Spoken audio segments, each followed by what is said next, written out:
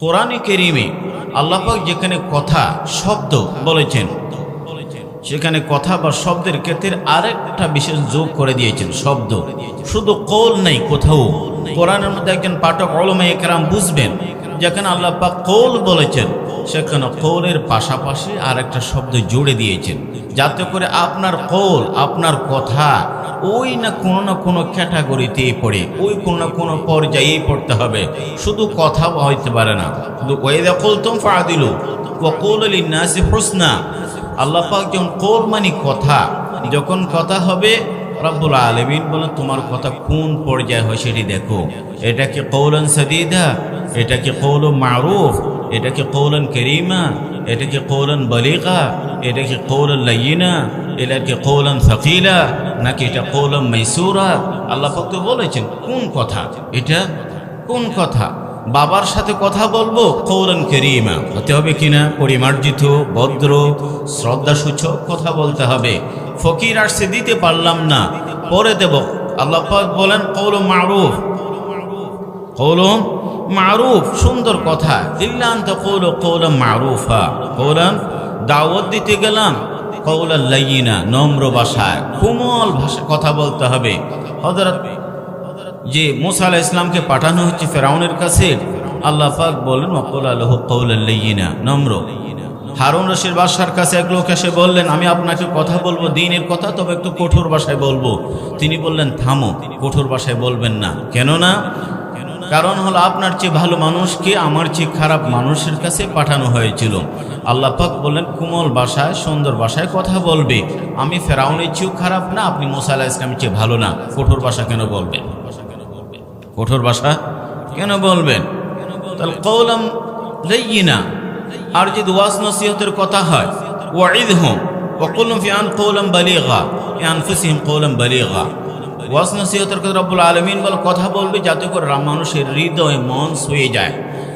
ওয়াজে সে কারো মনে আঘাত হানা, প্রতিপক্ষকে ঘায়েল করা, কারো মনের জানালাটাকে ভেঙে দেয়া, কাঁচটাকে চুরমাচুর করে দেয়া, তখন হয়তো আপাতত কারো রাগ প্রশমিত হয়, কিন্তু দাওয়াতের উদ্দেশ্য হাসিল হয় না। দাওয়াতের উদ্দেশ্য হাসিল হয় না। আপনি কাউকে বুঝাবেন তো, তাকে আগেই যদি কষ্ট দেন সে হয়তো বুঝতে চাইবে না। সোজা কথা, দাওয়াত তো বোঝেন, দ্বীনের দাওয়াত হয়, খাবার দাবারও দাওয়াত হয় না? বাসা বাড়িতে দাওয়াত দেন না? যদি কাউকে দাওয়াত দেন সুন্দর ভাষা, আপনি তাকে ভদ্র ভাষা বলে আমার বাসায় একটু খেতে আসবেন বলেন কি না, ভদ্র ভাষায়, এবং খুব সুন্দরভাবেই বোঝাতে চান আমার বাসায় খেতে আসবে ইত্যাদি। কিন্তু কাউকে যে গালিগালাজ করে, উল্টা পাল্টা কথা বলে, তাকে অসভ্য ভাষায় গালিগালাজ করে এ আসা আমার বাসায় খেতে হবে, আর উল্টা পাল্টা কথা বললেন আপনার বাসায় খেতে আসবে।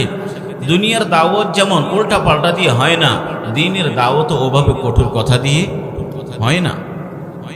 এই জন্য রব্বুল আলামিন কোরআনে কারীমে বলেন ইয়া আইয়ুহাল্লাযীনা আমানু তাকুল্লাহ ওয়া কুলু কওলান সাদীদা। কওলান সে সোজা কথা বলবা, বক্রতা নেই, আঁকাবাঁকা নেই, এখানে হীন উদ্দেশ্য থাকতে পারে না। খায়ের কথা হবে, বাক শক্তি, ভাষা দিবস, কিন্তু আমাদের কথাগুলো কোন পর্যায়ের যায় সেটি হিসেব করা দরকার। কওলান কারীমা, কওলান লাইয়িনা, কওলান মারুফা, কওলান সাকিলা। আল্লাহ কোরআনে কারীম কওলে সাকিল বলেছেন। আর সে বাক শক্তি অসাধারণ নিয়ামত আল্লাহ পাকের, সুবহানাল্লাহ। আল্লাহ পাক এই জবান যে কথা বলছে সঞ্চালনা ব্রেইনের সাহায্যেই হয়। আর আল্লাহ পাক এখানে যে আমরা যে কথা বলছি 32টি তালা লাগিয়ে রেখেছেন, দাঁত। কাজে খোলার আগে চিন্তা করতে হবে আমি কি কথা বলছি। মুআয ইবনে জাবাল বলেন রাসূলুল্লাহ সাল্লাল্লাহু আলাইহি ওয়াসাল্লাম পিছনে বসা, ইয়া রাসূলুল্লাহ ইন্না লামুআখাযুন বিমা তাতাকাল্লামু বিহি আলসিনাতুনা। আমরা যে কথা বলি এ কথার জবাব দিয়ে করতে হবে ইয়া রাসূলুল্লাহ, কারণ তিনি মনে করছেন এই কথাগুলো স্রোতে হারিয়ে যায়, বাতাসে বিলীন হয়ে যায়।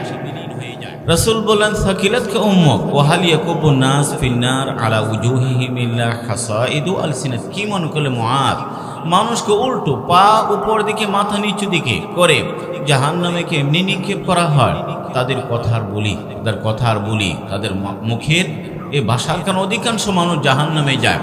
হিসেব করে আগেই কথা বলতে হবে। এই জন্য উলামায়ে কেরাম আমাদের জবানের হেফাজত, বাকশক্তি, এ কথাগুলি কথা বলেন। আমি বলবো সংক্ষেপে, যেহেতু আমাদের আহাম মওদু রয়ে গেছে উলামায়ে কেরামের সেই বিষয়, আমি বলবো যে আমরা যে কথা বলছি আমাদের বাকশক্তি, ভাষা যেন এভাবেই ব্যবহার হয়, যাতে করে কিয়ামতের মাঠে ইরিনার জবাবদিহি করতে না হয়। হযরত ইমাম বুখারী রাহমাতুল্লাহ আলাইহি বলেন সুবহানাল্লাহ, বলে আমি আল্লাহ পাকের দরবারে অন্তত একটা বিষয় নিশ্চিত যে আল্লাহ পাক আমাকে গীবতের বিষয়ে প্রশ্ন করবেন না। কি বিষয় নিয়ে? অর্থাৎ যখন থেকে আমি পরিণত বয়সে বালিগ হলাম, পৌঁছলাম, তখন থেকে মৃত্যু পর্যন্ত আমি কারো গীবত করিনি। বড় বড় আস্থার সাথে বলছেন ইমাম বুখারী রাহমাতুল্লাহ আলাইহি। বলেন আল্লাহ নবীর জমানায় কোনো মানুষ গীবত করলে দুর্গন্ধ বুঝতে পারে। রাসূল বলছেন কিনা, এই যে তোমার এই যে বমি করছে কিনা রোজা হালাতের মধ্যে কারো গীবত করছে, গন্ধ ছড়ায়। হযরত ওসমান বিন আফফান বলে এই লোকের চোখ থেকে জেনার গন্ধ দেখা যাচ্ছে, ফেরাসাত মুমিনের। তো ফরজ আমরা বর্তমানে এত কথা বলি, কেউ অনুভব করে না। কেউ অনুভব, একজন হাকিম বড় বুজুর্গকে জিজ্ঞেস করা হলো, রাসূলের জমানায় গীবত করলে সেটি দুর্গন্ধ মানুষ বুঝতে পারে, আজকের জমানায় হাজার গীবত হয়, আমরা কেন বুঝতে পারি না? আমরা কেন উপলব্ধি করতে পারি না? তিনি বললেন তাদের মাহল, তাদের পরিবেশ, তাদের আবহাওয়া পবিত্র ছিল, সুন্দর ছিল। এই জন্য হঠাৎ করে কোথাও যদি দুর্গন্ধ আসে বুঝতে পারতো। আর কোনো মানুষ যদি ট্যানার দিকে, যেখানে চামড়া শিল্প, চামড়া বাইরে থেকে হঠাৎ করে গেলে আপনি দুর্গন্ধ অনুভব করেন, কিন্তু সেখানে যারা আছে ওরা তো আরামায়েশে খাচ্ছে, আরামায়েশে ট্যানারিতে থাকতে থাকতে অভ্যস্ত হয়ে গেছে কিনা। আমাদের পরিবেশগুলো গীবতের কারণে ট্যানারির পরিবেশ হয়ে গেছে, এই জন্য বুঝতে পারছি না। তো খায়ের বললাম যে ভাষা দিবস একটু পরে কত বাংলাদেশে কত কিছু হবে, বাড়াবাড়ি হবে, এটি তো আরেক প্রসঙ্গ। সুবহানাল্লাহ, মৃত্যু মানুষকে ফুল দিলে, তাজা ফুল দিলে তাদের খবরে লাভ হয় না। 16 কোটি মানুষ যদি 3 বার করে সূরা ইখলাস পড়ে, তাহলে 16 কোটি খতমের সওয়াব হবে কিনা? 16 কোটি। এটি তো সহজে তাদের উপকার করা যায়। আর হাজার ফুল দিয়ে তো তাদের কোনো কাজে আসবে না। আমাদের তো পূজা দরকার ছিল। তো খায়ের আমরা এতটুকুই বলি যে আল্লাহ পাক মানুষকে যে অনেক নিয়ামত দান করেছেন, তার মধ্যে একটি বড় নিয়ামত হলো তাদের মুখের বলি, কথা, বাক শক্তি ইত্যাদি।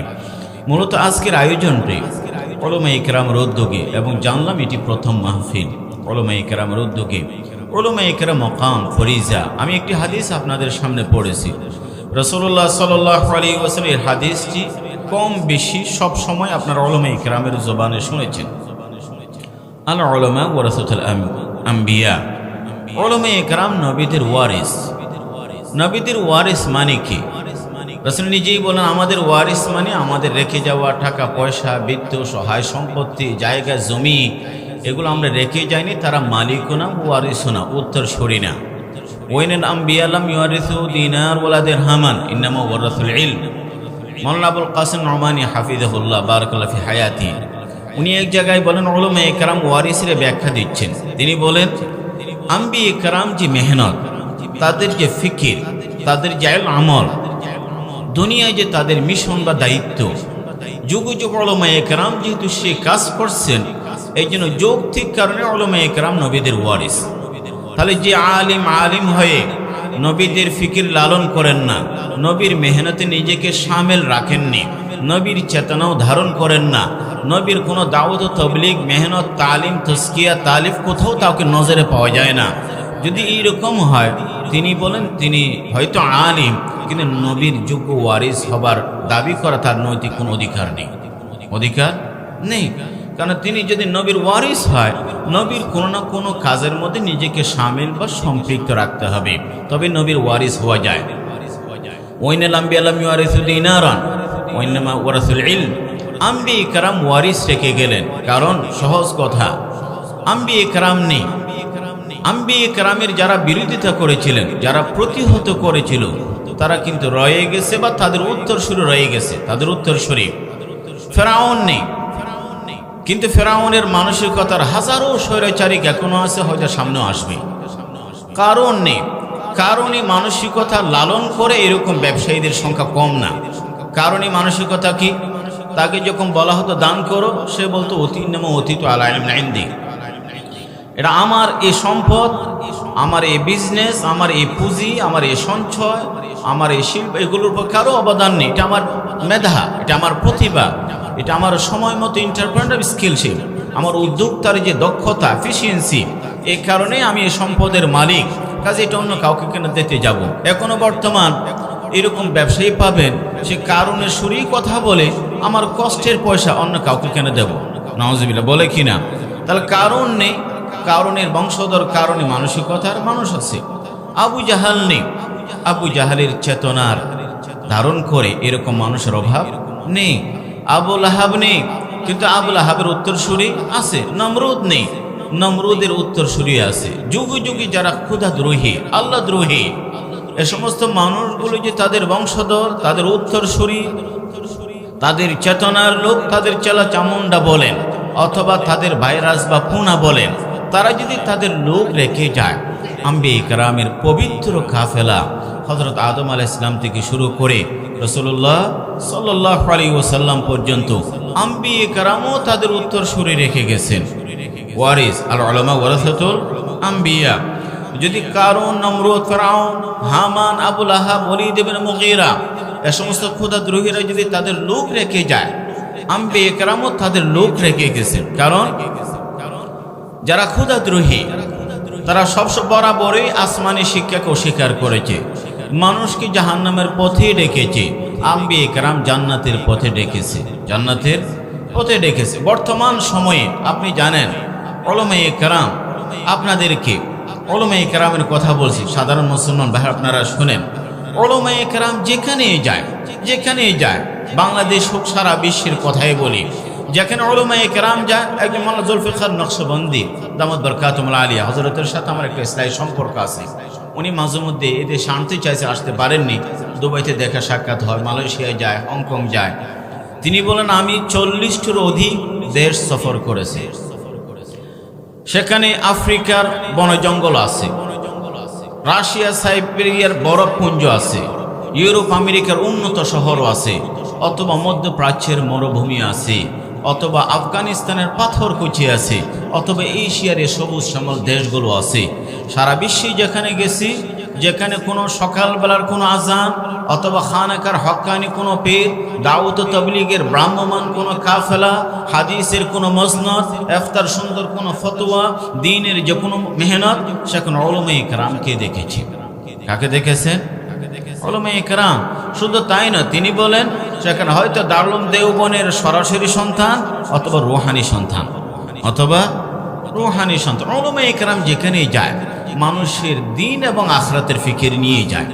এটি নবীদের ফিকির ছিল, এটি আম্বিয়া ইকরামের ফিকির।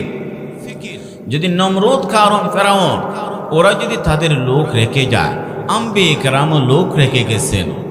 নমরুদের কাজ করবে, আর উলামায়ে কেরাম নবীদের কাজ করবেন। নবীদের কি কাজ করে ওরা? ওদের কাজ হলো মানুষকে নানাভাবে, নানা উপায়ে 24 ঘন্টায় এমন কিছু করবে, লিখবে, আয়োজন করবে, যাতে করে মানুষ দলে দলে জাহান্নামের পথে ছুটে যায়।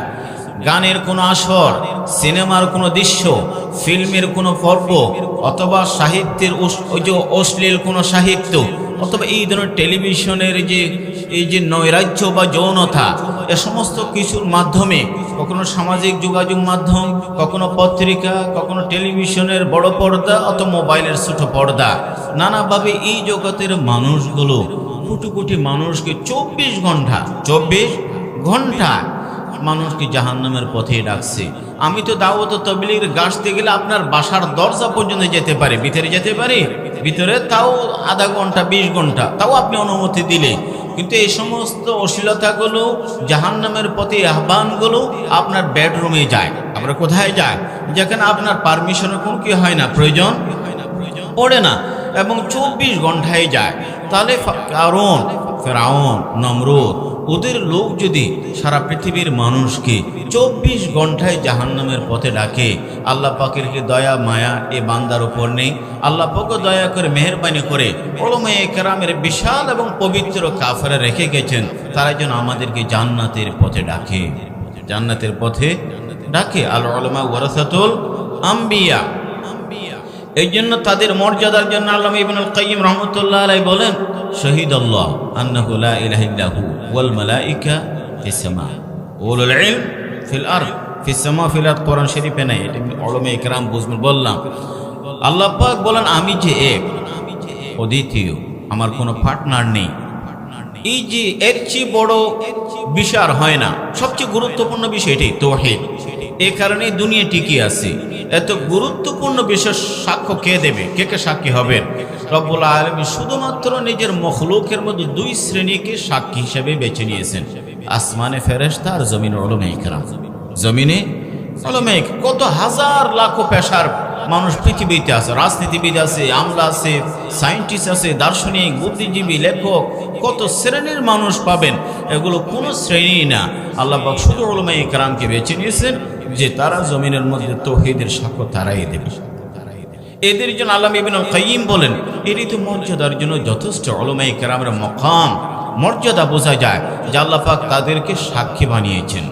আল্লাহ পাক তাদেরকে সাক্ষী বানিয়েছেন। ইতিহাস বারবার প্রমাণ করে রাসূলুল্লাহ সাল্লাল্লাহু আলাইহি জামানা থেকে, যুগ থেকে আজ পর্যন্ত দ্বীনের সব সময় উলামায়ে কেরাম ফ্রন্ট লাইন, প্রথমেই দ্বীন রক্ষা, দ্বীনের হেফাজত, দ্বীনের প্রচার প্রসার উলামায়ে কেরাম করেছেন। কারা করেছেন?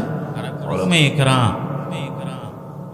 যখনই দ্বীনের উপর আঘাত আসে, ইমাম মালিক রহমতুল্লাহ আলাইহির শেখ ইমাম আহমদ বিন হাম্বলের শেখ কারাবরণের কথা, ইবনে তাইমিয়া রহমতুল্লাহ আলাইহি জেলে যাবার কথা, আর যদি বলি এই যে আমাদের সাম্প্রতিক গত 200 বছর ইতিহাস, আমাদের আকাবেরদের ইতিহাস দেখেন, যখনই দ্বীনের উপর আঘাত আসছে উলামায়ে কেরাম প্রথম লাইনে, সামনের লাইনে। আকবর বাদশাহ দ্বীনকে ক্ষত বিক্ষত করে নিজে নতুন একটি দ্বীন পরিবর্তন করার অপপ্রয়াস, হিন্দু ধর্মের সাথে মিশ্রণ, কালমা পরিবর্তন করে, বহু হালালকে হারাম ঘোষণা করে, হারামকে হালাল ঘোষণা করে, হিন্দু মুসলমান বিয়ে শাদী বৈধ কত কিছু করে দ্বীনকে ক্ষত বিক্ষত করে, এবং নতুন দ্বীন নাম দিতে চায় দ্বীন ইলাহি। দ্বীনে মানুষ বিভ্রান্ত হবে, মনে করবে বুঝি উপরের দিন না, এটা আকবর বাদশার দিন, তার ধর্ম। এই যে তার মোকাবিলা, তার প্রতিরোধের জন্য সিংহ পুরুষ হয়ে এগিয়ে আসলেন কি? মুজাদ্দিদ আলফে থানি রহমতুল্লাহ আলাইহি, মর্দে মুজাহিদ, এক সময় জেলে দিয়ে দিলেন। আমি উলামায়ে কেরামকে এই জায়গা থেকে শেখার কথা। মুজাদ্দিদ আলফে থানি রহমতুল্লাহ জেলে বেকার বসে আছেন, জেলে গিয়ে কাজ শুরু করে দিলেন ইউসুফ আলাইহিস সালামের মতো। এমনভাবে কাজ শুরু করে দিলেন, এই যে হাজার হাজার এই যে কয়েদি, যারা চোর ডাকাত নানা অপরাধে জড়িত, জেলে দেয়া হলো। এই সমস্ত অপরাধীগুলি ভালো মানুষ হয়ে যায়, দিনদার হয়ে যায় আল্লাহর বান্দার সোহবতে। জেলের কারারক্ষক চিঠি লিখে আকবর বাদশাকে কাকে জেলে পাঠালেন? কাকে জেলে পাঠালেন? এত সব পশুগুলোকে মানুষ বানিয়ে ফেলছে, আর সব মানুষগুলোকে ফেরেশতা বানিয়ে ফেলতেছে। ছেলে কয়েদিখানা বানিয়ে ফেলছে ইবাদতখানা। তাড়াতাড়ি নিয়ে যান, তাড়াতাড়ি নিয়ে যান। উলামায়ে কেরাম যেখানে বসে সে কাজ করে। মাসালু মা বাআসানাল্লাহু মিনাল হুদা কামাসাল গায়ব। এই দ্বীন, এই ইলম, এই ঈমান, এই কোরআন যারাই বহন করে, লালন করে, ধারণ করে, মেঘের মতো। মেঘ কিরকম? মেঘ যেখানে যায় ছায়া দেয়, বৃষ্টিপাত হয়, সবুজের মেলা বসে, পাতার ফুল, ডালপালা চারিদিকে, এগুলো তো বৃষ্টির অবদান, তাই না? বৃষ্টির পরে উলামায়ে কেরাম যেখানে যায় দেখবেন হয়তো একটি মক্তব, নুরানি মাদ্রাসা, খানকা, দাওয়াত ও তাবলীগ, লেখালেখি, বয়ান, আলোচনা, মিম্বর, মেহরাব, এগুলো কারা পাহারাদারি করে? উলামায়ে কেরাম পাহারাদারি করছেন। এই দেশে 3 লক্ষ প্রায় মসজিদ, এই মসজিদের মিম্বর মেহরাবের পাহারাদার উলামায়ে কেরাম করছেন। একটি প্রশ্ন তো আপনার আমার অন্তর আসা দরকার। কি প্রশ্ন? প্রশ্ন হলো এই যে উলামায়ে কেরাম আপনি এতটুকুতেই বুঝতে পারবেন আসলে তাদের মাধ্যমে যে দিন রক্ষা হচ্ছে, বুঝতে পারবেন শত্রুদের কৌশল বা উপকৌশল থেকে। ব্রিটিশ যখন আসলো এই অঞ্চলে 1600 ইংরেজিতে, মুসলমানদের তখন মুঘল আমল শাসন, ভারতে 800 বছর মুসলমানরাই শাসন করেছে। ওরা ব্যবসায়ী হয়ে আসলো, 100 বছরের ব্যবধানে তারা ক্ষমতার স্বাদ পেয়ে গেছে। 4টি প্রদেশ তাদের অধীনে, 4টি প্রদেশ অধীনে। পুরো ভারতবর্ষ গিলে খাবে, এটি তাদের স্বপ্ন। একটা পর্যায়ে গিলে খেয়েছে, কিন্তু বাধা কারা? বাধা কারা?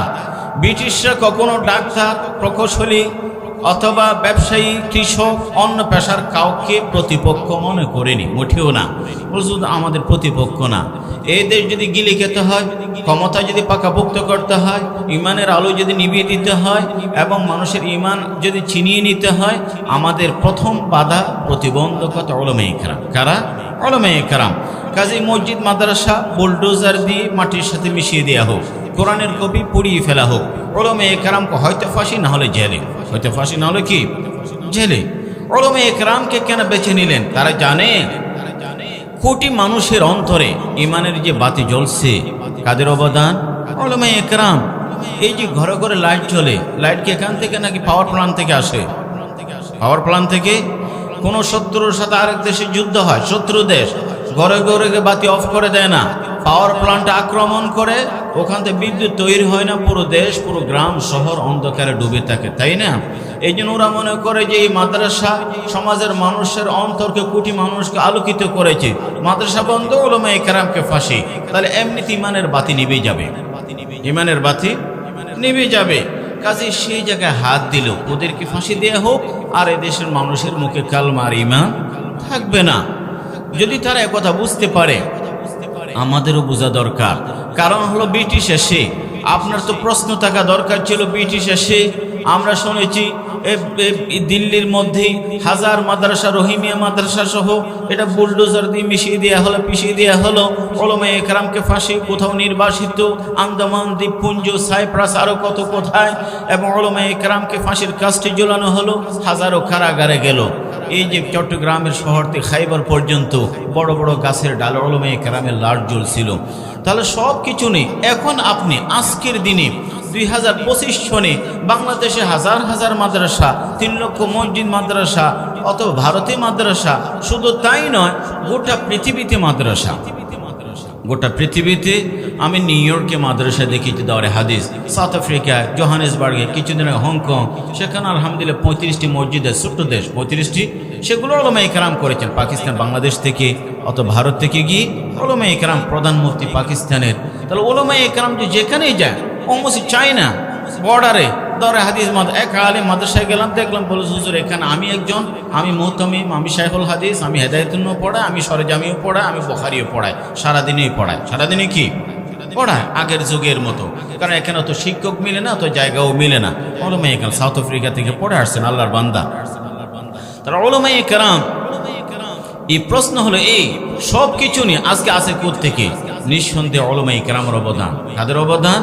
আমাদের বড়রা যদি আকাবেররা দারুল দেওবনে গিয়ে সে অপরিচিত অখ্যাত একটি জায়গায় একজন শিক্ষক ছাত্র দিয়ে যদি শুরু না করতেন, ওই এক শিক্ষকের হাতে ইতিহাসের মোড় পরিবর্তন হয়ে যায়। আগে সে একদিন দর্শকে কত উর্বর, যে পৃথিবীতে কোটি প্রতিষ্ঠান জন্ম দিয়েছে, কোটি কোটি প্রতিষ্ঠান জন্ম দিয়েছে। এই জন্য ওলামা একরামকে আমরা বলি, যখন নদী ভাঙ্গন হয়, নদী তখন মাটি দিলে, বালি দিলে ভাঙ্গন রোধ করা যাবে? কি দিতে হবে? পাথর দিতে হবে, ডালাই করা কি দিতে হবে? তাহলে ভাঙ্গন রোধ করা যাবে। ওলামা একরাম হলো নদীর যেমন, ওলামা একরাম জগদ্দল পাথরের মতো, যারা স্রোতে বেশি যায় না, স্রোতের মোড় পরিবর্তন করে দেয়, স্রোতের মোড় পরিবর্তন করে দেয়। যুগ যুগ ওলামা একরাম এই কাজ করেছেন। আলহামদুলিল্লাহ, এটি তো একটি বড় কথা।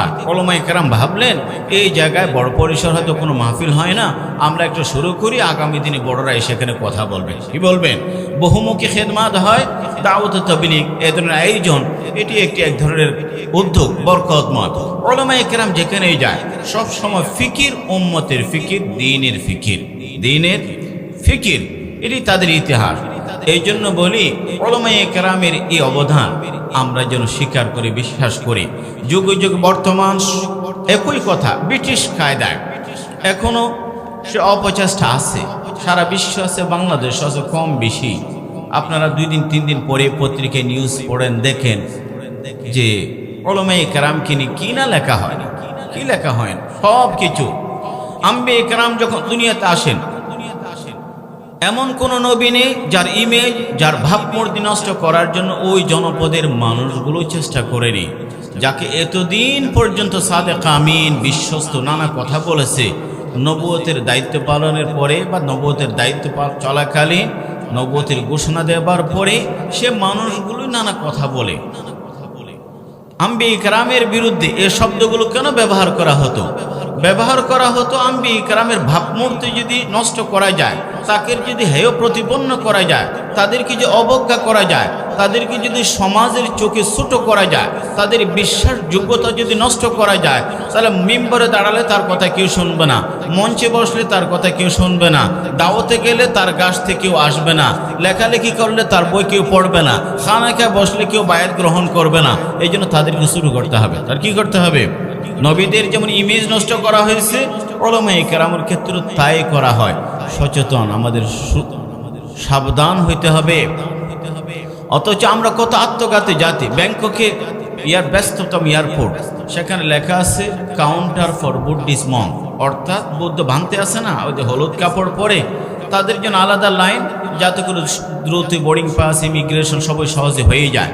তারা তাদের মতো করে তাদের ধর্মীয় ব্যক্তিত্বকে সম্মান দেয়, শ্রদ্ধা করে। আর আমরা বাংলাদেশে মুসলমান জাতি হয়ে আমরা কি উলামায়ে কেরামের সাথে এরকম কোনো উদ্যোগ নিতে পেরেছি? এ পর্যন্ত নিতে পারে না। আমেরিকা এক সময় কোনো খ্রিস্টান ধর্মীয় যাজক, তার কেলেঙ্কারি বের হলো, $500 মিলিয়ন দিয়ে সমঝোতা করে। কেন? তারা বলে যে এই ধর্মীয় যাজক বা গির্জার যে পুরোহিত, সে বড় কথা না, সে যদি বিতর্কিত হয় আমাদের ধর্ম বিতর্কিত হবে। এই জন্য এটা আড়ালে দফা রফা করতে হবে। আর আমরা নিজের কলমের কোষা দিয়ে মাটির ভিতর থেকে বের করবার চেষ্টা করি, যাতে করে ছোট করা যায়। সজাগ, আত্মঘাতী যেন কোনো কাজ না করে। উলামায়ে কেরাম সবচেয়ে বড় দরদি রাহবর আপনাদের অতন্দ্র প্রহরে মানুষ। রাসূলুল্লাহ সাল্লাল্লাহু আলাইহি উলামায়ে কেরাম বলেন, রাসূলুল্লাহ সাল্লাল্লাহু আলাইহি ওয়াসাল্লাম 40 বছর পর্যন্ত সালেহ ছিলেন। সালেহ মানে খুব ভালো দিনদার অথবা সাদিকুল আমিন। মানুষ সবাই বলে যে ভালো মানুষ, কিন্তু রাসূল নবুয়তের বা দাওয়াতি কাজ শুরু করেননি। যখন নবুয়ত পেলেন, রিসালাত পেলেন, দাওয়াতি কাজ শুরু করলেন। যখন মুসলিহ হয়ে গেলেন, তখন তার বিরুদ্ধে কথা শুরু হলো। কি শুরু হলো? সমালোচনা শুরু হলো। তাহলে নিজে নিজে ভালো থাকলে হয়তো প্রশংসা পাওয়া যায়, কিন্তু অন্যকে ভালো করতে গেলেই বদনাম শুনতে হয়। কাউকে ভালো করতে গেলে কি শুনতে হয়? বদনাম শুনতে হয়। মুফতি শফি সাহেব রহমতুল্লাহ আলাইহি বলেন, উলামায়ে কেরামকে একটু সব সময় মানুষের এই যে শক্ত কথা শোনার মানসিকতা একটু রাখতে হবে। কে বলছেন? মুফতি শফি সাহেব রহমতুল্লাহ আলাইহি। কারণ তিনি বলেন উলামায়ে কেরাম যাই করুক না কেন সমালোচনা একটু শুনতে হয়। তারা যখন ভিতরে থাকে সমালোচনা থাকে, বাইরে আসলে সমালোচনা, পয়সা না থাকলেও সমালোচনা, থাকলেও কি সমালোচনা। যখন উলামায়ে কেরাম রাত জেগে কিতাব মোতালা করে দিনে দরজ দেন, 24 ঘন্টায় মাদ্রাসার চৌহদ দিতে, কখনো এই ঘন্টা কখনো সে ঘন্টা, ছাত্রদের নিগরানি মোতালা ফতো এই জায়গায় ব্যস্ত, তখন মানুষ বলে এরা তো মোল্লারা তো মাদ্রাসার ভিতরে আছে, এদেরকে বাইরে দেখা যায় না, ওদের আসমানের উপরে জমিনের নিচের কথাই বলে। এই সমাজে রাষ্ট্রের কোনো কিনা খোঁজখবর নাই। সমালোচনা হয় কিনা? সমালোচনা হয়। আর যখন উলামায়ে কেরাম ইমানের তাগিদে তাকাজা পূরণের জন্য যখন সাপলাতে যায়, কোথায় যায়? মাঠে ময়দানে নামে আল্লাহ নবীর ইজ্জত রক্ষা করার জন্য, তখন আবার সমালোচনা। এ মোল্লারা তো ভিতরে থাকার কথা ছিল, বাইরে কেন আসছে? বাইরে কেন আসছে?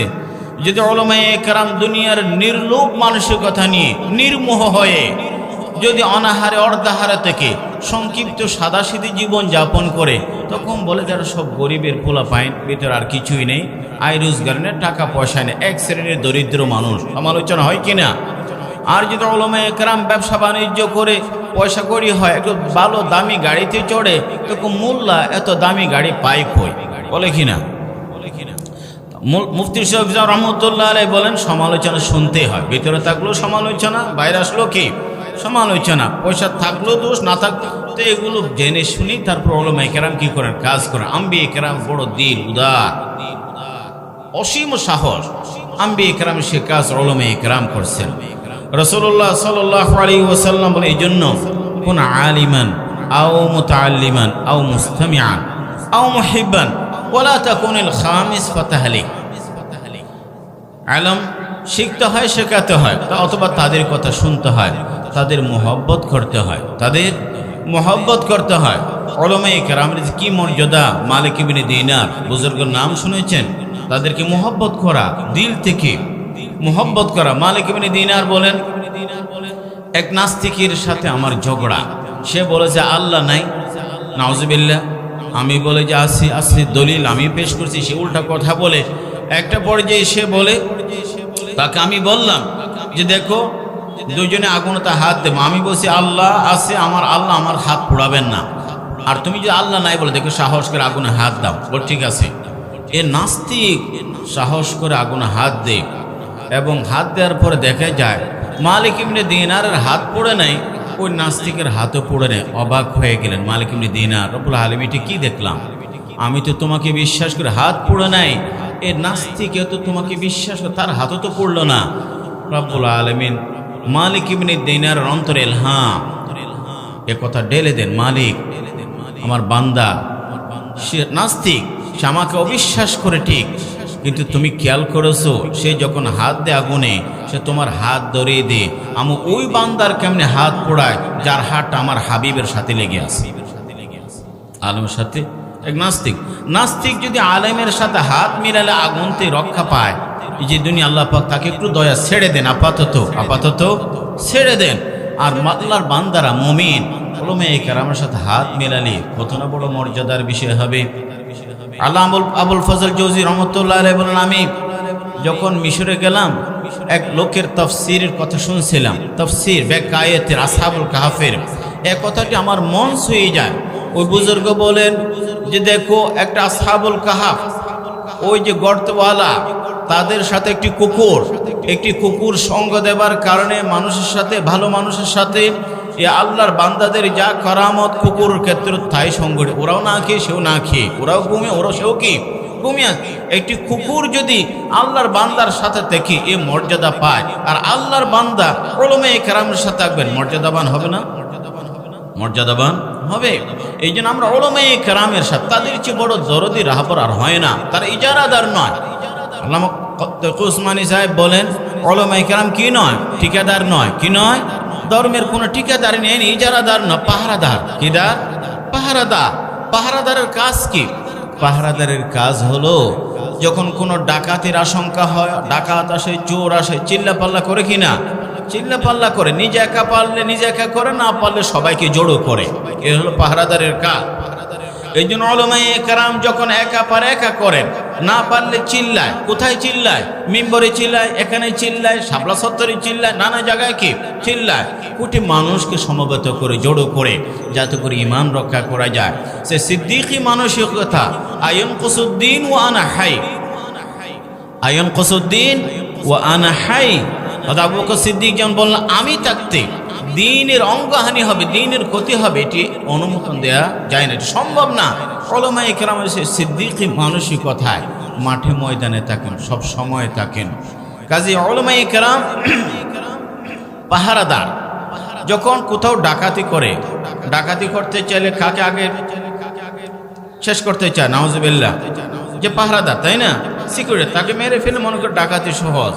এই জন্য সারা বিশ্বে যারা দ্বীনের ডাকাতি করতে চায়, কখনো কাদিয়ানী ফেরকা, কখনো অমুক ফেরকা, অমুক দল, নানাভাবে কখনো ইমানের উপর আঘাত হানে, কখনো সুন্নতের উপর, কখনো রেসালতের উপরে, কখনো নবুয়তের উপরে, কখনো আকীদা বিশ্বাস, কখনো মূল্যবোধ, কখনো বিশ্বাস, সংস্কৃতি, নানা জায়গায়। তখন দেখে যে এই পাহারাদারগুলোকে আগে শেষ করে দিতে হবে। কারা? পাহারাদার।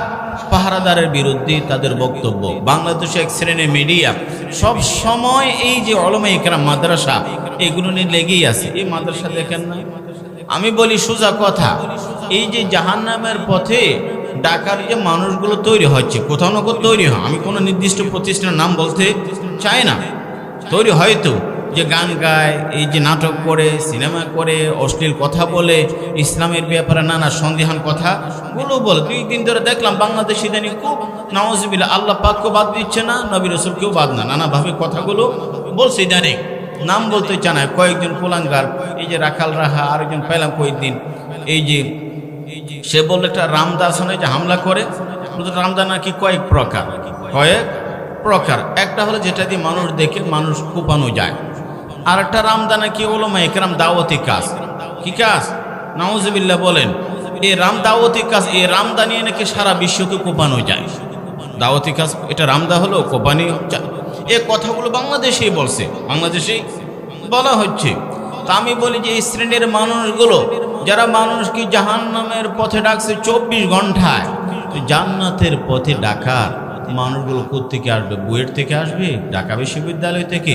আপনার পাশে এই যে বাহারুল মাদ্রাসা, আরেক মাদ্রাসা যেগুলো দেখতেছেন, যে বড় বড় মাদ্রাসা, এই মাদ্রাসা ছোট বড় মাদ্রাসা থেকেই পড়েই এই যে সকালবেলা আপনার ঘুম ভাঙে নাই, আল্লাহ পাকের পবিত্র নাম আপনার কানে পৌঁছায় দেয় কিনা?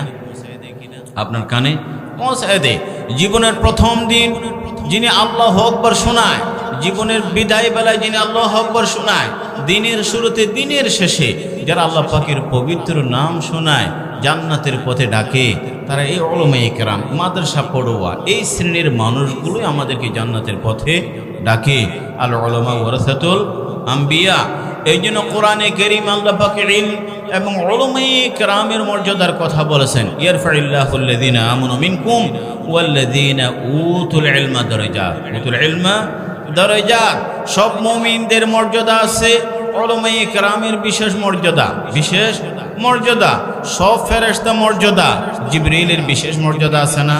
সব সাহাবায়ে কেরাম মর্যাদাবান, আবু বকর, ওমর, ওসমান, আলীর অনেক মর্যাদা। সব আলেমের মর্যাদা আছে, ইমাম আবু হানিফা, ইমাম শাফি, ইমাম মালিক, তাদের মর্যাদা বেশি আছে না? ঠিক তেমনি মুহাদ্দিসিনদের মধ্যে বিশেষ মর্যাদা, ফুকাহায়ে কেরামদের মধ্যে বিশেষ মর্যাদা, ফেরেশতাদের মধ্যে বিশেষ মর্যাদা। ঠিক তেমনি মুমিনদের মাঝে বিশেষ মর্যাদা হলো উলামায়ে কেরামের।